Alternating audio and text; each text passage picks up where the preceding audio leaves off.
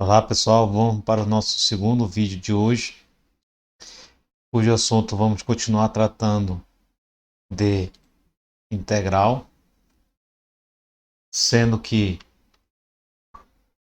no vídeo de hoje vamos falar dos critérios de integrabilidade de Riemann. O que seria o critério de integrabilidade de Riemann? Riemann criou um critério de modo que a gente pudesse identificar se uma função é integrável. Então, primeiramente, vamos considerar uma função f limitada, certo? É integrável se e somente se a seguinte condição for satisfeita: a soma superior de Riemann de f em relação à partição π menos a soma inferior de f em relação à partição π vai ser menor que ε. E ε continua tendo a mesma característica dos vídeos anteriores. É um valor tão pequeno quanto se queira. Bora demonstrar este teorema. Primeiramente, a gente vai demonstrar a ida, certo? Porque é o se, somente se. Então, a gente vai denotar dois conjuntos, A e B, sendo que o conjunto A é formado por todas as somas inferiores e o conjunto B pela todas as somas superiores. Por hipótese, f é integrável, porque a gente está considerando a ida. F é integrável se e somente se essa condição for satisfeita, certo? Então a gente já sabe que f é integrável, ou seja, a integral de Riemann vai ser igual à integral superior, que é igual à integral inferior. Ora, mas quem é a integral superior? A integral superior é o supremo de todas as somas inferiores. E a integral inferior é o ínfimo de todas as somas superiores, ou seja, o supremo de A é igual ao ínfimo de B.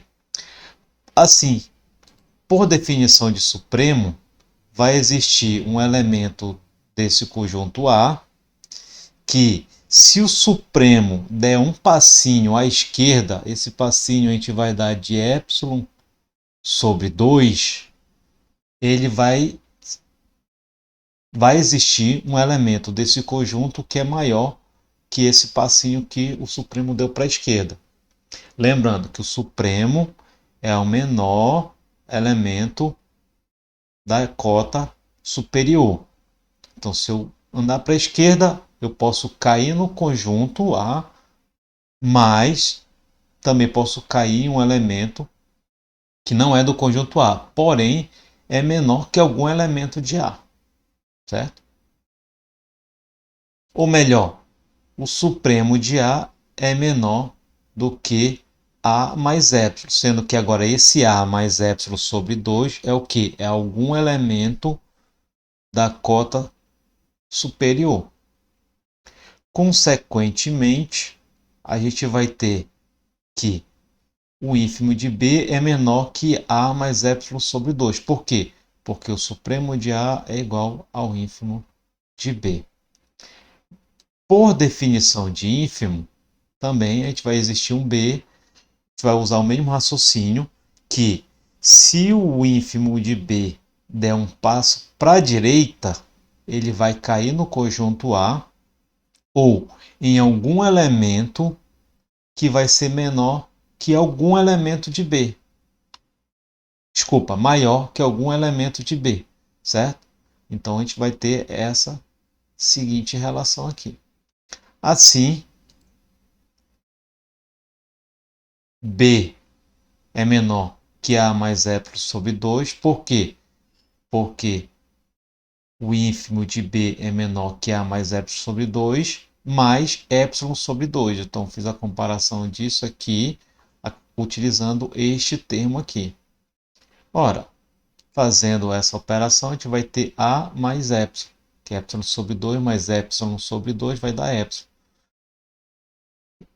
Arrumando para a gente ter A e B do lado esquerdo, a gente vai ter que B menos A é menor que ε. Mas quem é B? É algum elemento do conjunto Bzão.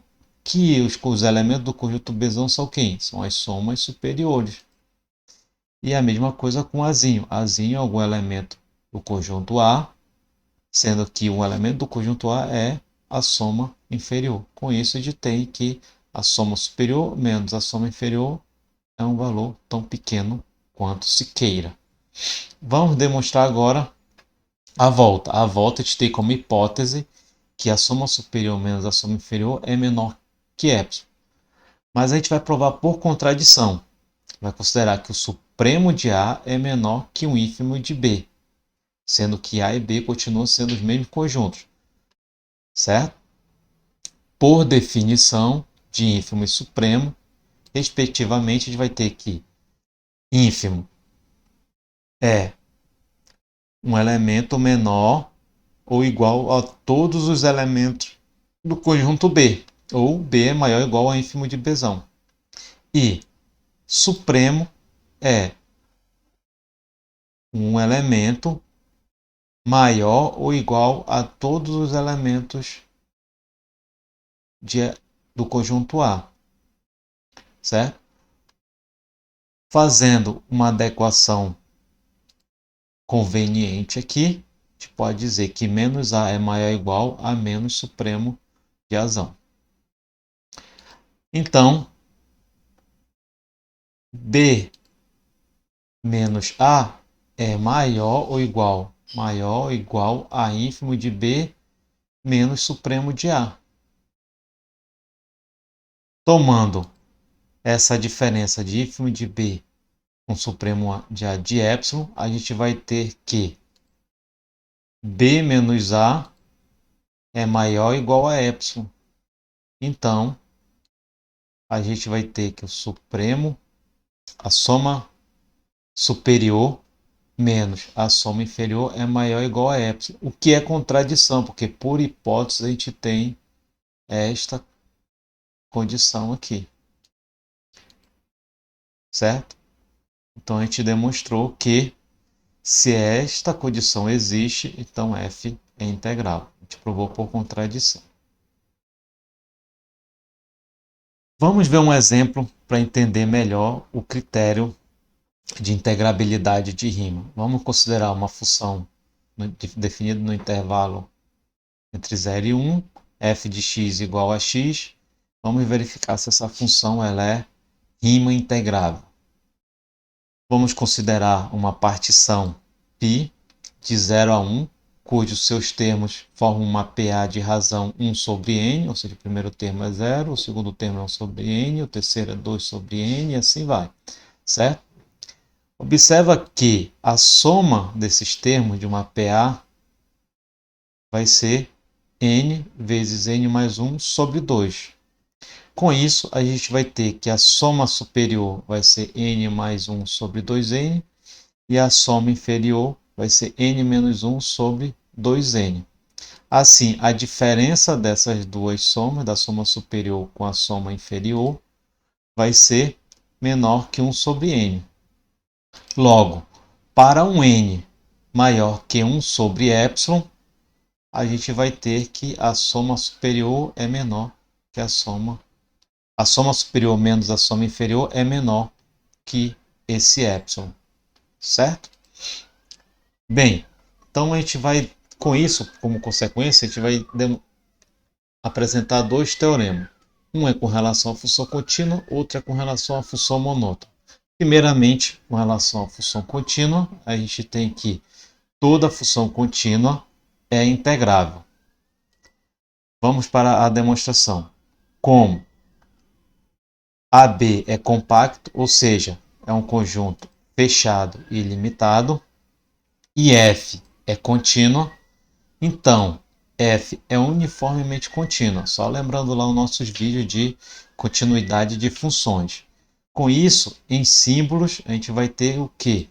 Para todo epsilon maior que zero, existe um delta maior que zero, tal que um xy pertencente ao intervalo com x menos y muito pequeno implica em f de x menos f de y muito pequeno também, mas esse valor pequeno a gente vai considerar epsilon sobre b menos a. Vocês vão já entender lá no final por que a gente considerou b menos a. Então, seja π uma partição do intervalo compacto, onde os subintervalos vão ser tão pequenos quanto se queira, né? Vai ser menor que delta, xi menos 1 menor que delta, para todos os elementos para todos os subintervalos da partição. Então, vai existir TI e YI pertencente a cada subintervalo, tais que a gente vai ter Mzão-I igual a F de YI e Mzinho-I Fzinho de TI. O que é Mzão? É o supremo de F neste intervalo. O que é Mzinho? É o ínfimo de F neste intervalo. Utilizando o critério de Riemann, né, a gente vai ter, então, o seguinte somatório. Tanto para Mzão quanto Mzinho a gente vai utilizar para a soma superior quanto para a soma inferior, a gente vai utilizar o mesmo comprimento do intervalo. E com isso a gente vai ter Mzão-I menos Mzinho-I aqui no somatório. Só que quem é Mzão-I e quem é Mzinho-I?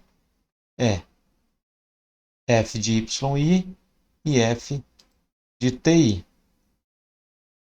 Fazendo a comparação deste termo com a definição de uma função uniformemente contínua, a gente vai chegar nesta comparação aqui, que é menor que epsilon sobre b menos a. Ora, somando todos os subintervalos, o comprimento de todos os subintervalos, o que a gente vai ter? A gente vai ter o comprimento do intervalo AB, certo? Com isso, a gente vai ter epsilon, assim a gente tem que a soma superior menos a soma inferior é menor que epsilon, que satisfaz o critério de Riemann para integrabilidade. Assim, f é integrável. Bem, a segunda função que é consequência do critério de integrabilidade de Riemann é a função monótona. Então, toda função monótona é integrável. Vamos considerar uma função monótona não crescente. Lembrando que é uma função monótona não crescente. É x0 menor ou igual a x1, menor ou igual a x2, assim sucessivamente. E π uma partição de AB, onde a gente vai considerar que o comprimento de cada subintervalo vai ser menor que epsilon sobre f de A, f de B menos f de A, para cada subintervalo da partição. Então, vamos verificar o critério de integrabilidade de Riemann, soma superior menos a soma inferior. A gente viu que esse somatório vai dar esta seguinte expressão. Como a gente considerou esse intervalo tão pequeno quanto se queira, que seria, na verdade, a gente considerou esse cara o nosso delta, né? Com isso, fazendo a comparação, e este somatório é menor que esta seguinte expressão, sendo que o Mzão I é o f de xi, o Mzinho é o f de xi menos 1, certo? Ou seja, somando todos os f's, o comprimento dos f's aqui, a gente vai ter, na verdade, o comprimento de f de B menos f de A. Com isso, a gente tem que S menos S é menor que epsilon, que satisfaz o critério de Riemann para integrabilidade, ou seja, toda função monótona é integrável. Com isso, a gente encerra os nossos vídeos de hoje e bons estudos.